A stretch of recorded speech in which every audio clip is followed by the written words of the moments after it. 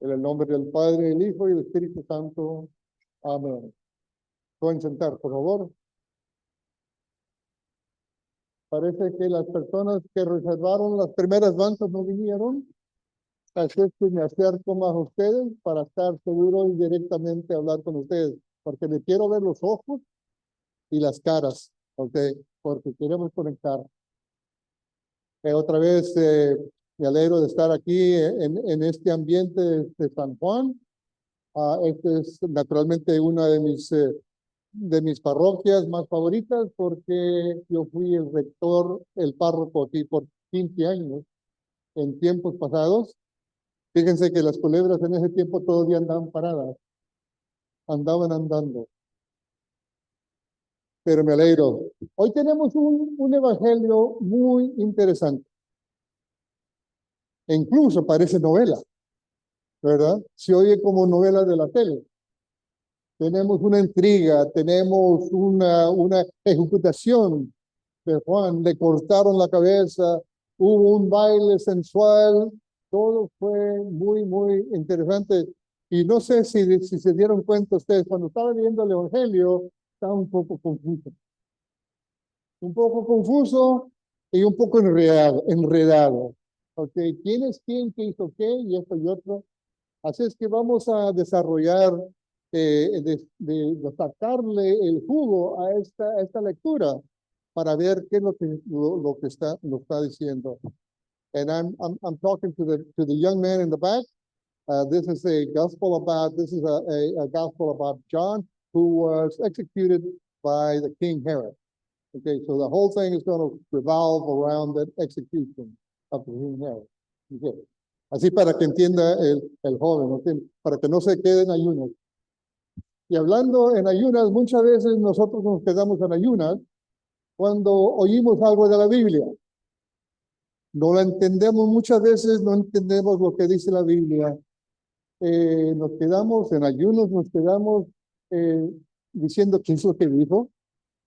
Bueno, una razón de por qué es difícil a veces comprender lo que está diciendo la Biblia es que la Biblia viene del Antiguo Testamento, que es el libro, la Biblia de los judíos. Nosotros heredamos la tradición, parte de la tradición y el testamento de los judíos. Así es que de ahí viene lo que se llama el Antiguo Testamento. ¿Sí? Y aparte de eso, se escribió en hebreo y aramaico. Así es que es también difícil entender la cultura de ese Medio Oriente y ese ambiente cultural que ya tiene más de 2000 años. ¿Okay? Así es que no les culpo por no entender muchas veces lo que dice la Biblia. Ahora, la otra parte de la Biblia es el Nuevo Testamento. Si tenemos el Antiguo Testamento, también tenemos el Nuevo Testamento. Ahora, el Nuevo Testamento son las escrituras que escribieron los cristianos.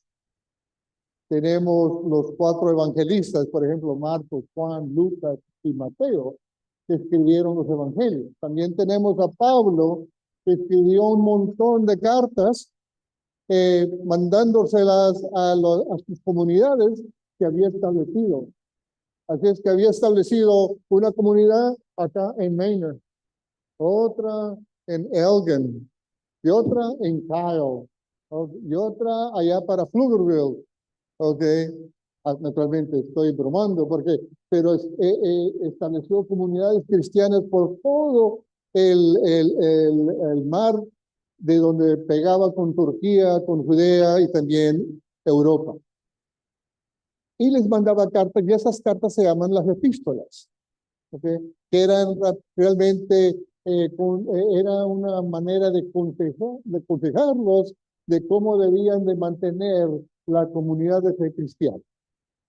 Bueno, eso nomás para darle brevemente la razón de por qué muchas veces no entendemos, porque viene de otra época, de otra cultura, otros idiomas que se traducieron primeramente al griego y después al latín y después en los varios idiomas, español, inglés, etc. Okay. Bueno, el relato de hoy.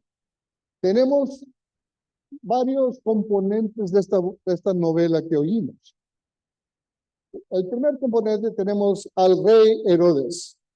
El rey Herodes era un rey menor, no era un rey de alta categoría o de alto nivel, porque era un chichichincle del papá que lo había nombrado como príncipe y después fue rey de Galilea. Galilea es arriba de Israel, ¿sí? El mero norte donde está el mar de Galilea.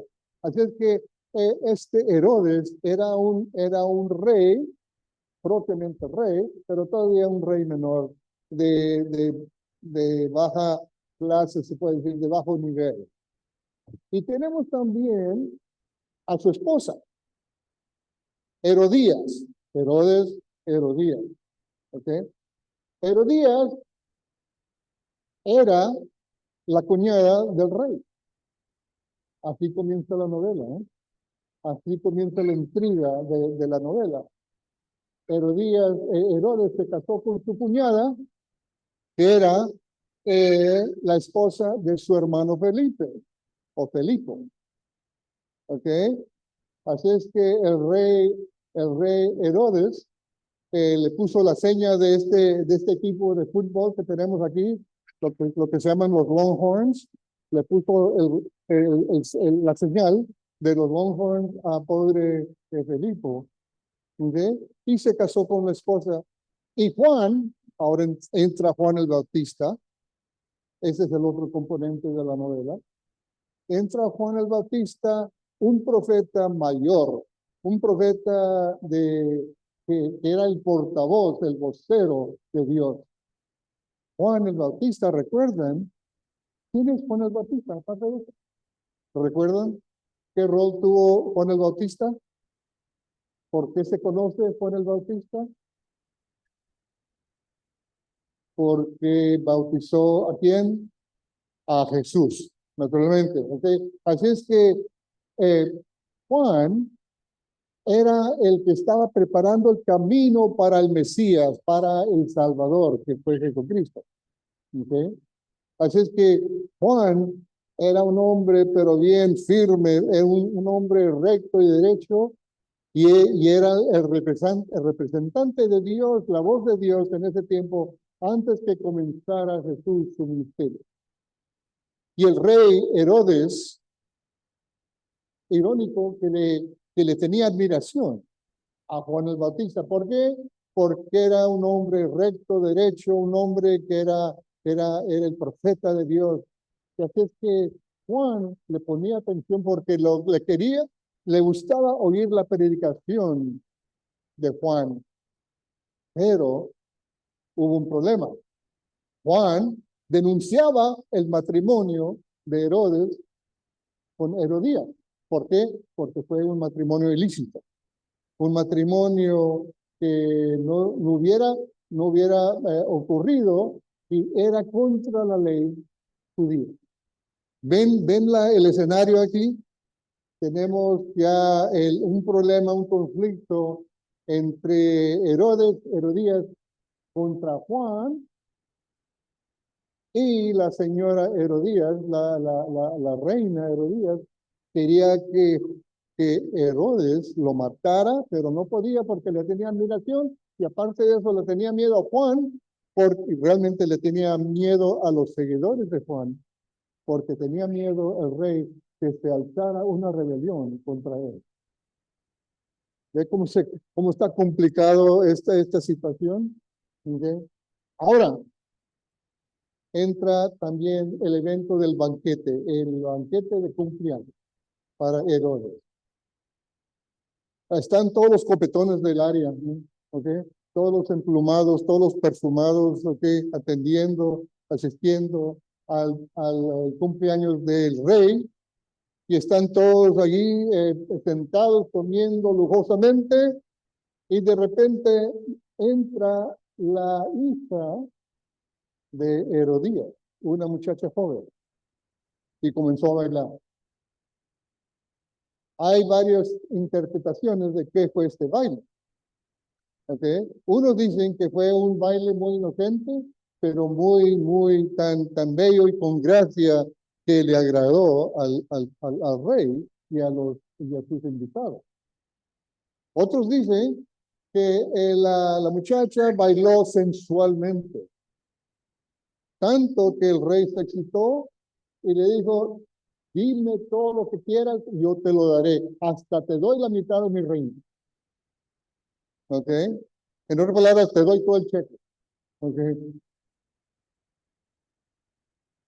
¿No oído esa frase? Ok.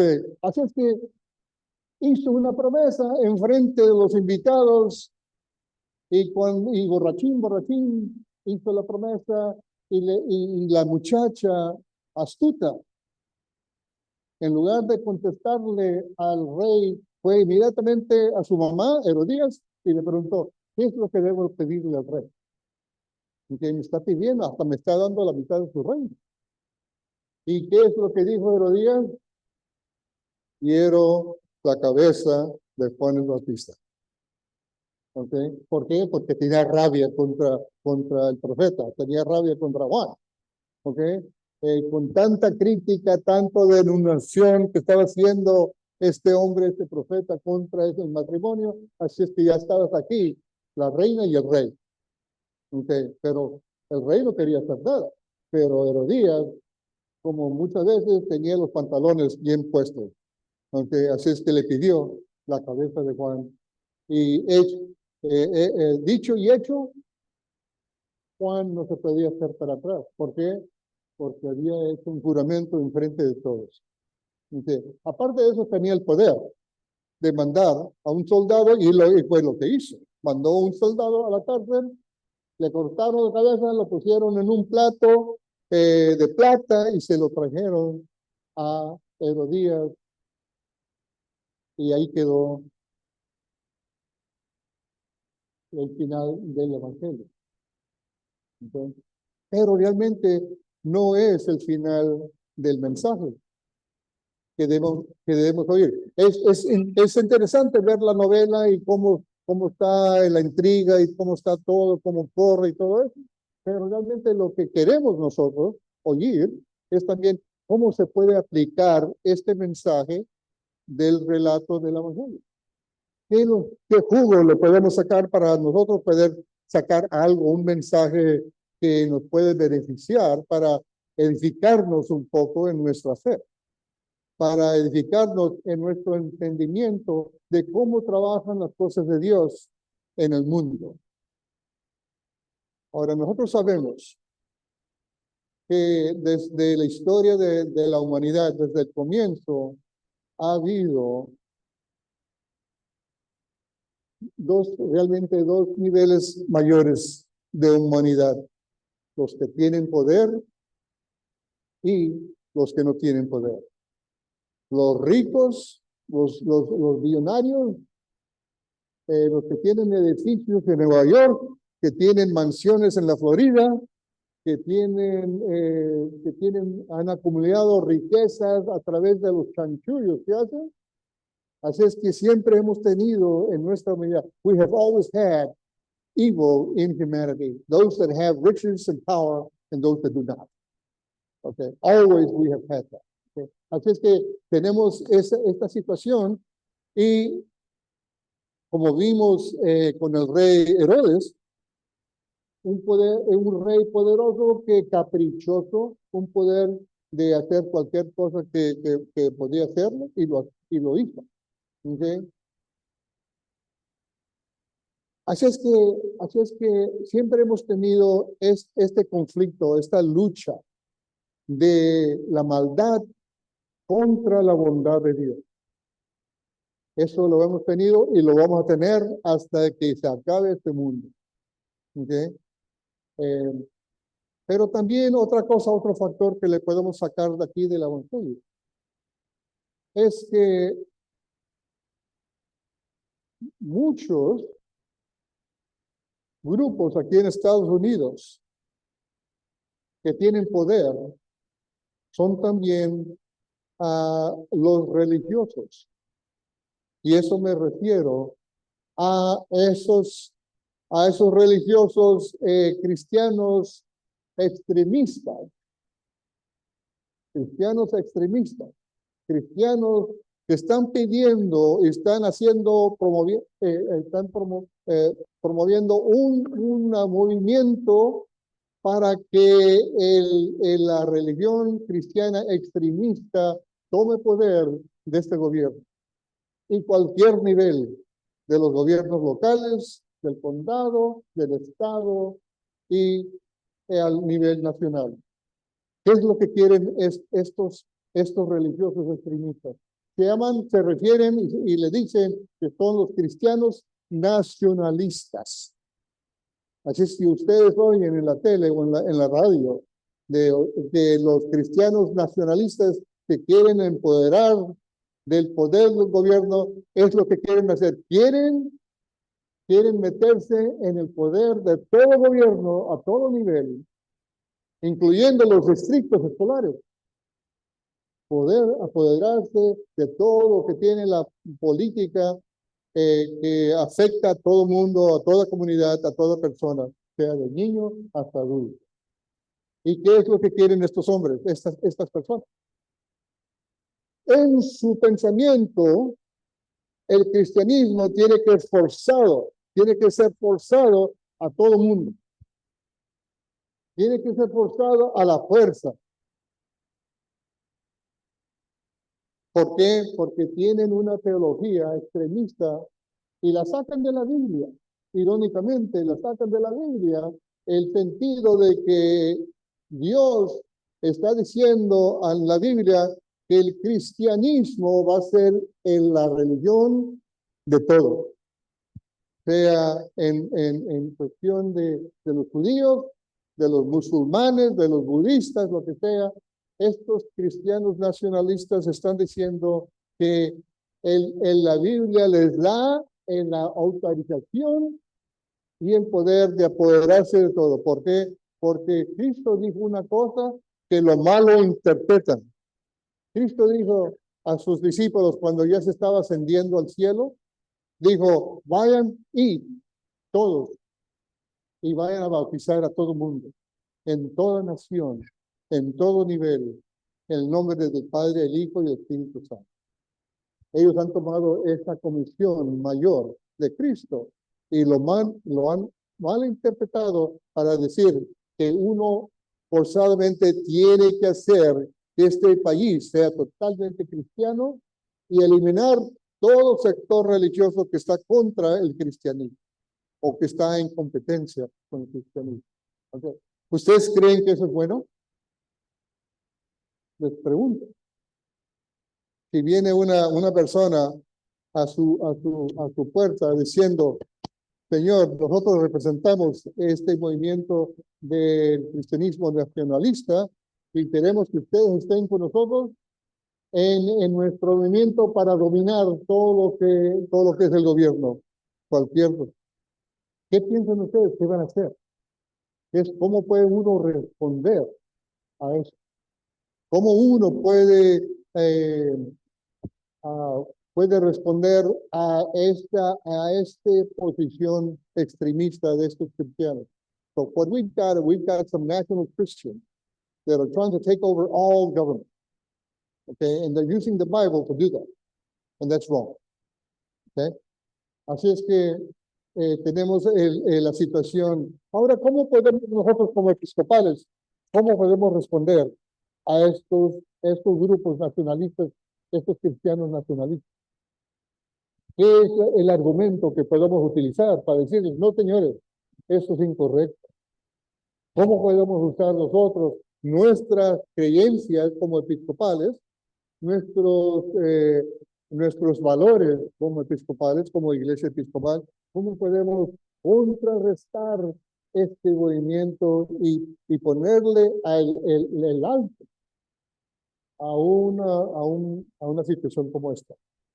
Primeramente, gracias a Dios, que Jesús nos dio una ley máxima que realmente puede ayudarnos en aclarar y responder a esta posición extremista.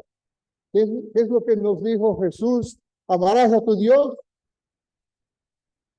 con todo tu ser, ¿verdad? Todo tu mente, todo tu corazón, con todo tu alma. Y amarás a quien, a tu prójimo, como a ti mismo. Esa es la ley básica que nos enseñó Jesús. ¿Ok? No dijo nada de empoderarse de los gobiernos. Dijo, ustedes como cristianos, seguidores míos, ustedes tienen que tener el valor, los valores del reino de Dios. Y los valores del reino de Dios están basados en la bondad de Dios, en el amor de Dios, en la justicia, en, en ayudarle a los vulnerables, a los débiles, a los que están los agachaditos.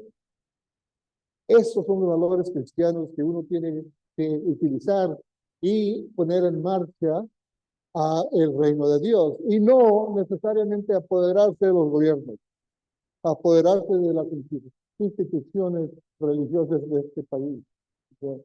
Así es que también otra cosa que nos ayuda a responder a esta posición extremista es lo que se llama el pacto bautismal. Cuando una persona se bautiza en la iglesia episcopal o en la iglesia metodista, presbiteriana o luterana, lo que sea, hay lo que se llama el pacto bautismal, que son promesas que uno está haciendo para ser bautizado. Y si uno es niño y no puede responder por sí mismo, los padres y los padrinos responden por el niño. Pero, ¿qué son esas promesas? Una de las promesas es, seguirás utilizando los valores del reino de Dios para distribuir, para implementar, para efectuar la justicia en el mundo. La justicia, para que todos tengan una oportunidad de tener igualdad. Igualdad para poder florecer, para poder seguir adelante, para poder ser fructífero como persona y como familia. Esta es una promesa. La otra promesa es seguir esa comisión, esa ley máxima de Jesucristo, amarás a tu prójimo como a ti mismo. ¿Sí? Y la otra promesa es que respetarás la dignidad de todo ser humano. Así es que tenemos realmente estas cosas que uno puede responder a este movimiento extremista.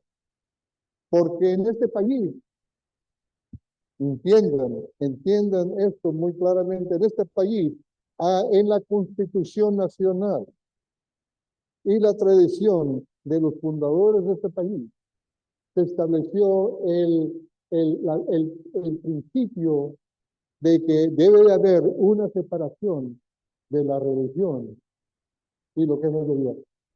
No se puede mezclar. Porque si se mezcla, entonces nos encontramos con un gobierno, una situación como se encuentra en Irán, por ejemplo. Esos máximos jefes de Irán son religiosos que tienen el poder de todo lo que es el gobierno de Irán. Bueno, así es que les imploro a ustedes,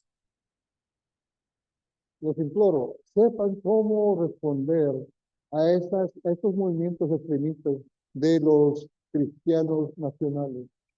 Sepan que nosotros podemos tener una separación de gobierno y religión, porque nosotros podemos utilizar los valores del reino de Dios y beneficiar a todo el mundo, sin forzar a nadie para que cambien de su religión para que sean cristianos.